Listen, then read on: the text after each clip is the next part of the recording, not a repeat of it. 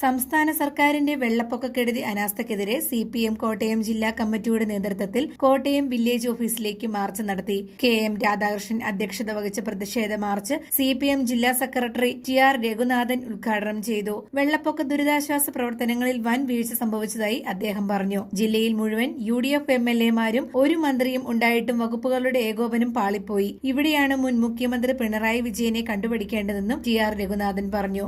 കേരളത്തിന്റെ മുഖ്യമന്ത്രി എവിടെയായിരുന്നു? ആ ചോദ്യം വളരെ സജീവമായി നമ്മുടെ സമൂഹത്തിൽ എപ്പോഴും നിൽക്കുകയാണ്. അദ്ദേഹം ഹെലികോപ്റ്ററിൽ പറക്കുന്നു. പത്രക്കാർ ചോദിക്കുകയാണ്, എങ്ങോട്ടാണ് താങ്കൾ പോയത്?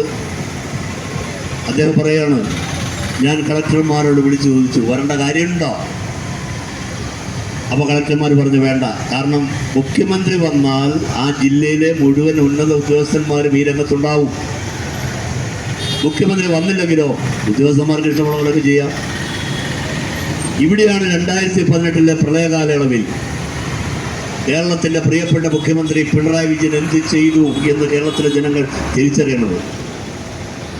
ഈ പ്രതിസന്ധിയെ നേരിടാൻ 24 മണിക്കൂർ പ്രവർത്തിക്കുന്ന കൺട്രോൾ റൂം തുറക്ക മാത്രമല്ല, ആ കൺട്രോൾ റൂമിൽ മുഖ്യമന്ത്രി നേരിട്ടിരിക്കുകയാണ്.